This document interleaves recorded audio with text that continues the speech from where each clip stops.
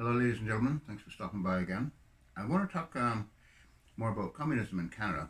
My, um, I started out with fascism. I don't know if there's a whole lot of difference. Fascists were people like Mussolini in Italy. However, communism has took over Canada. It started in an earnest way back with the premier. We had a prime minister named Lester Pearson who really hated Lyndon Johnson. He also couldn't get along with John Fitzgerald Kennedy. It seems that these prime ministers of Canada who are communists, they really don't like American presidents. We had one that did, though. I'll get to him in a few minutes. But right now, we live with the outcome of this man, Joseph Philippe Pierre Yves Elliott Trudeau. He wrote our Constitution, 1981. Everybody signed it except one person, the Premier of Quebec. He is also from Quebec. Most of the problems of Canada all come from Quebec. It's the hotbed of communism in Canada. This man is a billionaire, thanks to his daddy, who had a lot of gas stations in the province of Quebec, and the oil that they were selling, they were turning into gasoline, was all coming from the province of Alberta, which this man hates. And his son also hates Alberta. His name is Justin Trudeau, our current prime minister, who just named a new cabinet, and for him it's all about the women. He has to have as many women in cabinet as there are men. And not long ago he had a CEO conference in Toronto. Only women were allowed in, except for him. And that's him. You can figure it out for yourself. This man was married to a woman named Margaret Trudeau.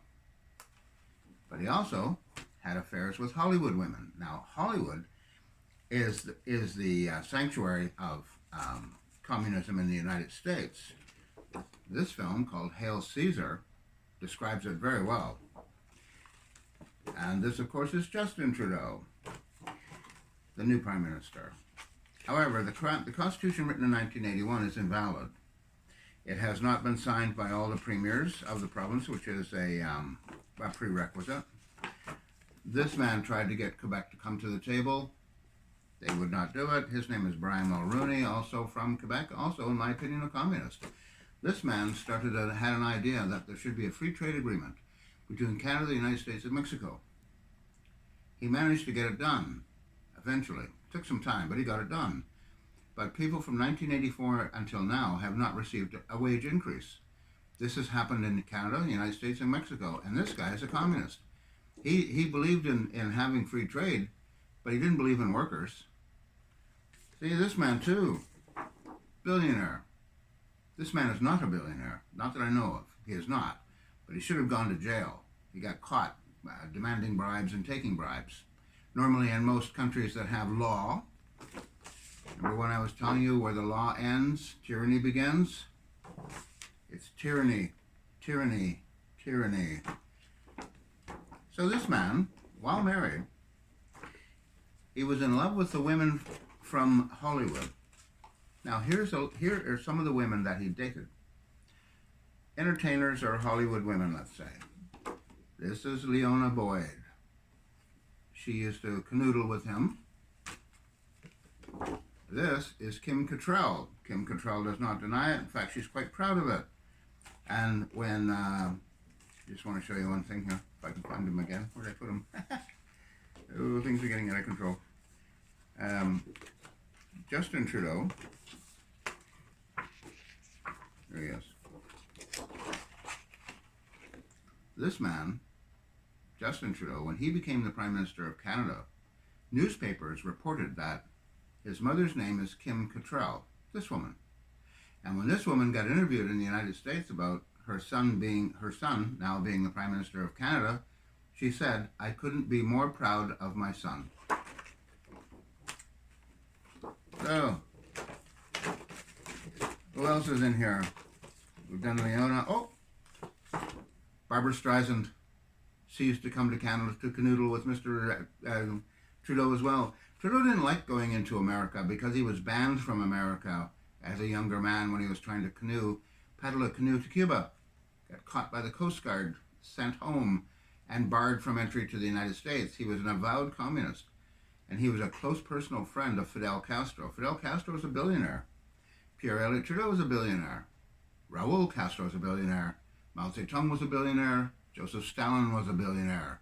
They're great on communism. They love the idea of communism, but they themselves are not workers. They don't work. They don't create anything. And Pierre Elliott Trudeau, he never made anything but trouble wherever he went. This woman's name is Margot Kidder.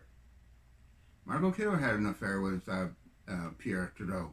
She used to come to 54 Sussex Drive, and I watched one of her interviews where she said at 54 Sussex Drive, which is the Prime Minister's residence, they would have dinner together, of course, and she said, then we would go into the back lawn, and she said there was Secret Service people, where they were actually RCMP officers, everywhere, she says, but they would look away discreetly when Pierre and I were playing Indian. I always thought, Indian, eh? I wonder what that means. Anyway, this woman, they've all been women, of course, you see, and Justin Trudeau loves women. This woman's name is Beverly Ann McLaughlin. She has a, I believe, 2-year law degree, and she got the job as the top judge in Canada. She started out with just a member of the, this man appointed her. Nobody knows why this man appointed this woman with a 2-year law degree. This woman went from, she became a lawyer. She studied philosophy first, got a Bachelor of Arts degree in philosophy. Then she studied law for 2 years, and then she studied philosophy again and got a master's degree in philosophy, and I think she got her degree in only 4 months, which has got to be a record.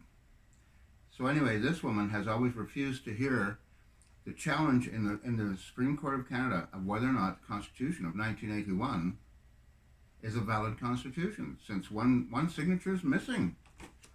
One signature is missing. This man's name is Jean Chrétien, another communist from Quebec and a close personal friend of Pierre Elliott Trudeau, Joseph Trudeau. He appointed this woman as the top judge. In Canada, judges are all appointed by politicians. That should raise a red flag in everybody's mind. This guy stole $500 million from British Columbia and gave it to Quebec. It took me a long time to find that out, but it's completely true. $500 million. And Quebec was about to sign itself out of Canada. They were leaving. They didn't sign the Constitution. They're going. They will be independent. This man took $500 million from Human Resources Development Canada for job retraining, and I was part of that retraining. And they all of a sudden, everything was going to be paid for us, and I was studying computer science. All the money disappeared, right out of the blue. I couldn't find any of it. My own department had $50 million bucks. So I went to find a lawyer who would help me. I found one. I found a lawyer who would help me.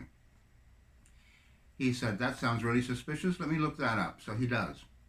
Takes him maybe 3 months or something, but he finally called me back and he says, I need to talk to you. So I go to their offices downtown here in Vancouver, and he says, the more I tried to get answers from the government of Canada, and which he started calling the Crown, actually, he says, the more the Crown lied to me. He says, and when I realized the Crown was lying to me about the money that this man had stolen, he said, I wouldn't stop until I got the truth. He said, so here's the truth. And now I figured, now looking back at it, I always think of Jack Nicholson in A Few Good Men or something, where he says, you can't handle the truth.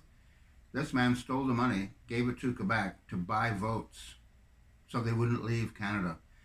He won the election by 0.5%. I wonder who counted the votes. Who would that be? Anyway, that's the way it goes here in Canada. Just be corrupt as hell, dishonest, lie to the people. I'm giving you $500 million. This guy, when he speaks English, he said, I'm giving you like $500 million there on that one. You will be happy. You will be this and that and something else. And I got to take that money and give it to Quebec. And you have to pay the price for Quebec. You got to sacrifice. No future for you. No good income. Like this guy got good income. He's not a billionaire, but pretty close. Anyway, he must be pretty close. As I said, the women from Hollywood, Kim Cattrall, Margot Kidder, Superman's girlfriend, Barbara Streisand, Leona Boyd. Now here's an interesting thing. The list is long. That Joseph Trudeau went to Hollywood for his women, and when him and his wife were having difficulty, she would go to New York City, Club 54, where the artists hang out. Andy Warhol, people like that. But this movie is great. George Clooney's in this movie. I forgot. I should know the rest of the actors. They're great actors. They did a very good job explaining the communist influence of Hollywood, which exists, of course, to this day. It exists to this day. In Canada, Joseph Trudeau changed our legal system to Napoleonic code. Nobody even noticed it. He started his own court called the Federal Court, which never existed before. And its only job, according to my lawyer friend, is that the Federal Court of Canada's only job is to protect the people of Canada, protect the Crown from the people of Canada. He tried to change Crown. He couldn't get away with it. Canada is still considered a constitutional monarchy. That's how we describe it here. Democracy doesn't enter into it. As we now see, law is ignored now. He has made a ruling, and it's supported by his son, who just talked about this. He just keeps saying, I've told the judges of Canada not to hear any of these cases because Canada doesn't have the money. Well, Justin Trudeau came up with $912 million for two brothers in Toronto for a thing called the We campaign. And the We campaign promised students that they would not have to pay their student loans. That's vote buying. That is vote buying. How else did he vote buy? He bought the Canadian Broadcasting Corporation, which you might as well call Communist Broadcasting Corporation now. That's pretty well it. Freedom of speech is gone, been gone for years. A guy named Viva Frey, he goes by the name of Viva Frey out of Montreal. He went into the United States just recently, made his way down to Virginia by car. When he came back, he did a vlog right away. He says, I have tasted freedom, and it's in the United States. I have a feeling right now the only country left that is not completely communist is the United States. But there are people like Bernie Sanders, Pelosi, and the President Biden. They're pushing as hard as they can. And Biden already said the American people are going to have to give up their freedom. Freedom is the word he used. They will have to give up their freedom.